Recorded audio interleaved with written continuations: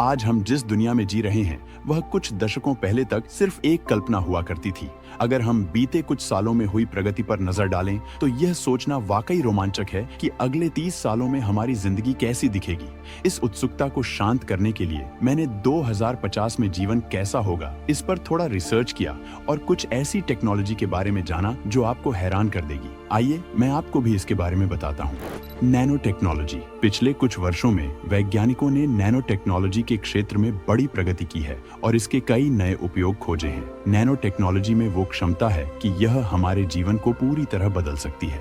इस क्षेत्र के एक्सपर्ट्स का मानना है कि भविष्य में नैनोबॉट्स को हमारे दिमाग में लगाया जा सकता है, जिससे हम वर्चुअल वर्ल्ड से और भी तेजी और आसानी से जुड़ सकेंगे। ब्रेन कंप्यूटर इंटरफेस टेक्नोलॉजी के उपयोग से हमारा दिमाग और कंप्यूटर एक हो जाएंगे, जिससे इंसान बेहद शक्तिशाली बन जाएंगे, जिनके पास असीमित जानकारी और हर तरह की समस्याओं के समाधान होंगे जो शायद इंसान अकेले हल नहीं कर सकता। अगर नैनो टेक्नोलॉजी इस स्तर तक पहुंच जाती है तो शायद हमें फोन और कैलकुलेटर जैसे गैजेट्स की जरूरत ही नहीं पड़ेगी, क्योंकि हम इन्हें सीधे अपने दिमाग में ही उपयोग कर सकेंगे। भविष्य के छात्रों के लिए यह वाकई रोमांचक है। लगता है कि गणित अब अधिक समय तक मुश्किल नहीं रहने वाला है। 3D print technology. भविष्य में जिस तकनीकी प्रगति की हम उम्मीद कर सकते हैं उसमें 3D प्रिंट टेक्नोलॉजी का एक महत्वपूर्ण स्थान है। यह तकनीक पहले से ही काफी उन्नत है, लेकिन 2050 तक इसके और भी अधिक विकसित हो जाने की संभावना है। अभी हमारे पास 3D प्रिंटेड टूल्स और घर मौजूद हैं, लेकिन भविष्य में हम और भी कई टूल्स और शायद कुछ ट्रांसपोर्टेशन के साधन भी प्रिंट कर सकेंगे। अगर बड़े पैमाने पर मशीनों का निर्माण होता है तो यह तकनीक उन सभी के लिए अधिक सुलभ हो जाएगी जो 3D प्रिंटर का उपयोग करना चाहते हैं, जिससे प्रिंट की जा सकने वाली वस्तुओं की संभावनाएं असीमित हो जाएंगी। अगर open source 3D printable files का मौजूदा ट्रेंड जारी रहता है तो वह दिन दूर नहीं जब हर कोई बड़े बड़े आइटम्स जैसे फर्नीचर और यहाँ तक कि हथियार भी प्रिंट करने में सक्षम होगा। वैसे मेरे पास एक आइडिया है, क्यों ना एक सस्ता 3D प्रिंटर विकसित किया जाए जो भोजन प्रिंट कर सके। यह तकनीक विश्व में भूख को समाप्त करने में मददगार साबित हो सकती है, भले ही ग्लोबल वार्मिंग जैसी चुनौतियां सामने हों। मेडिकल।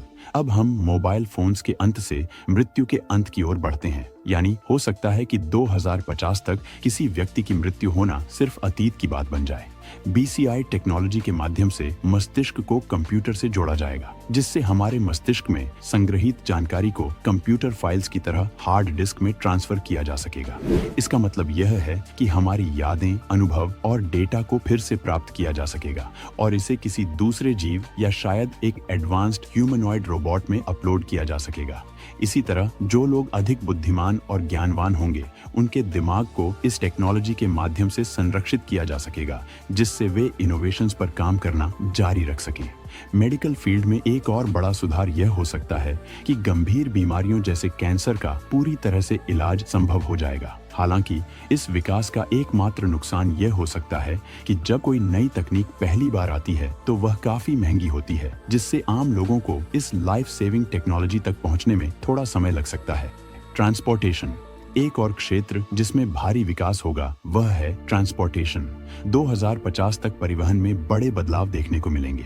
जिस तरह टेस्ला जैसी कंपनियां सेल्फ ड्राइविंग कार्स का परीक्षण कर रही हैं, उससे यह अनुमान लगाया जा सकता है कि 2050 तक पूरी तरह से सेल्फ ड्राइविंग कार्स की तकनीक विकसित हो जाएगी।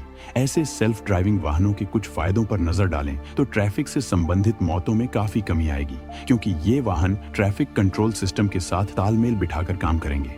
एक और बड़ा फायदा ये होगा कि सेल्फ ड्राइविंग व्हीकल्स के साथ जीवन शैली में बदलाव आएगा, जिसमें लोगों को गाड़ी चलाने की जरूरत नहीं होगी। इससे यात्री सफर के दौरान आराम कर सकेंगे या ज्यादा काम कर सकेंगे, जिससे यात्रा में बिताया गया समय अधिक उपयोगी हो जाएगा। एक और दिलचस्प विकास इलॉन मस्क का हाइपरलूप 1 प्रोजेक्ट है। इस प्रोजेक्ट में इलेक्ट्रोमैग्नेटिक लेविटेशन के जरिए पब्लिक ट्रांसपोर्टेशन को अंडरग्राउंड किया जाएगा, जहां ट्रेन्स की स्पीड 310 किलोमीटर प्रति घंटा तक हो सकती है। यह ट्रेन लोगों को तेज, सस्ता और स्वच्छ परिवहन का विकल्प देगी।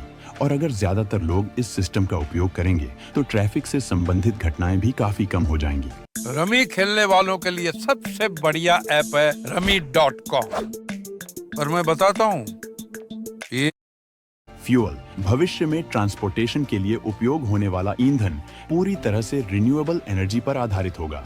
वर्तमान में दुनिया ग्लोबल वार्मिंग और प्राकृतिक संसाधनों के घटते भंडार की चुनौतियों से जूझ रही है। इसलिए हमें एक अधिक सस्टेनेबल एनर्जी सोर्स की ओर बढ़ने की आवश्यकता है। ऑटोमोबाइल उद्योग भी इस दिशा में काम कर रहा है ताकि हानिकारक व्हीकल इमिशंस को कम किया जा सके। हमें एक ऐसे फ्यूल की तलाश करनी होगी जो कार्बन इमिशंस को पूरी तरह से समाप्त कर सके। इसके साथ ही ओशंस, विंड, सोलर और थर्मल एनर्जी पर भी गहन शोध किया जा रहा है। ब्लू रेज नाम की एक कंपनी एक ऐसे प्रोजेक्ट पर काम कर रही है जो फॉसिल फ्यूल्स के उपयोग को पूरी तरह से खत्म कर सकता है। उम्मीद है कि ब्लू रेज और उनके सहयोगी जल्द ही इस मिशन में सफल होंगे ताकि हम जिन पर्यावरणीय समस्याओं का सामना कर रहे हैं उनसे राहत पा सकें। इस समस्या का एक और समाधान है कि भविष्य में केवल इलेक्ट्रिक व्हीकल्स का ही उपयोग किया जाए। इलेक्ट्रिक वाहनों से न केवल कार्बन इमिशंस कम होंगे बल्कि यह भी सुनिश्चित होगा कि हम पर्यावरण के अनुकूल ट्रांसपोर्टेशन की ओर बढ़ सकें। Space exploration. अगर मौजूदा पर्यावरणीय समस्याओं का समाधान कहीं देखा जा रहा है तो वह है स्पेस एक्सप्लोरेशन और कॉलोनाइजेशन। स्पेस एक्स और ब्लू ओरिजिन जैसी कंपनियां स्पेस टेक्नोलॉजी में बड़ी क्रांति लाने के लिए प्रयासरत हैं। इनका उद्देश्य है कि दूसरे ग्रहों पर बस्तियां बनाई जाएं और वहां इंसानों को बसाया जाए। 2050 तक इन सभी प्रयासों के चलते स्पेस टूरिज्म भी हकीकत बन जाएगा। हालांकि यह सुविधा शुरुआत में सिर्फ उन्हीं लोगों के लिए उपलब्ध होगी जो इसे अफोर्ड कर सकते हैं। सोचिए, जैसे आज हम पैसे देकर बस या ट्रेन में घूमते हैं, भविष्य में हम अंतरिक्ष में भी यात्रा कर सकेंगे। बच्चों की छुट्टियों में घूमने की नई जगहों में मंगल और चंद्रमा जैसी जगहें शामिल हो सकती हैं। हालांकि पृथ्वी के ऑर्बिट तक की यात्रा अभी भी काफी महंगी होगी, इसलिए शुरुआत में यह सुविधा केवल बहुत अमीर लोगों के लिए ही उपलब्ध होगी। Artificial intelligence. एक चीज जो शायद सभी के लिए आसानी से उपलब्ध होगी वह है आर्टिफिशियल इंटेलिजेंस। जो एआई आज हम सभी इस्तेमाल कर रहे हैं वो वैसे भी बहुत ज्यादा एडवांस्ड है और समय के साथ ये और बेहतर होता जाएगा। तो जरा सोचिए 2050 में एआई कितनी ज्यादा एडवांस हो चुकी होगी। कुछ स्पेशलिस्ट का मानना है कि एआई एक दिन इंसानी दिमाग की क्षमता को भी पार कर सकता है। ये सुनने में डरावना लगता है, खासकर अगर इससे रोबोपोकलिप्स का खतरा पैदा हो जाए। यानी कि हो सकता है कि एआई भविष्य में इतने बुद्धिमान मन हो जाए कि वे इंसानी सभ्यता के लिए खतरा बन जाए। लेकिन अच्छी बात यह है कि वैज्ञानिक अभी भी इस कोशिश में हैं कि एआई में सभी जरूरी मानव मूल्यों को शामिल किया जाए ताकि इसे हमारे रोजमर्रा के जीवन का हिस्सा बनाया जा सके। एआई के विकास से वर्कफोर्स में भी बड़ा बदलाव आएगा।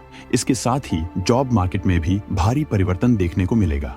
जिस रफ्तार से चीजें आगे बढ़ रही हैं, ऐसा अनुमान है कि 2085 तक दुनिया की आधी जॉब्स खत्म हो जाएंगी, जिन्हें एआई मशीन्स और रोबोट्स संभाल लेंगे। हम में से कई लोगों को अपने करियर पाथ पर दोबारा विचार करना पड़ सकता है। एजुकेशन। जैसे ही जॉब मार्केट बदलता है, एजुकेशन में भी महत्वपूर्ण बदलाव देखने को मिलेंगे। पहले से ही डिजिटल लर्निंग में वृद्धि देखी गई है, खासकर पेंडेमिक के दौरान। 2050 तक पूरी तरह से डिजिटल स्कूल्स आम हो जाएंगे। अगर कुछ नॉर्मल स्कूल्स होगी भी तो वहां बुक्स की जरूरत नहीं होगी, उनकी जगह टैबलेट्स और लैपटॉप्स का उपयोग किया जाएगा। हायर एजुकेशन के लिए विशेषज्ञों का मानना है कि छात्रों की जनसंख्या का 70% से अधिक हिस्सा ऑनलाइन डिग्रीज में दाखिला लेगा, जिससे शिक्षा अधिक ग्लोबलाइज्ड हो जाएगी, जो सभी के लिए अच्छी शिक्षा सुलभ बनाने की दिशा में एक महत्वपूर्ण कदम होगा। मुझे लगता है कि उस समय एआई पावर्ड रोबोट्स द्वारा ऑनलाइन क्लासेस भी पढ़ाई जा सकेगी।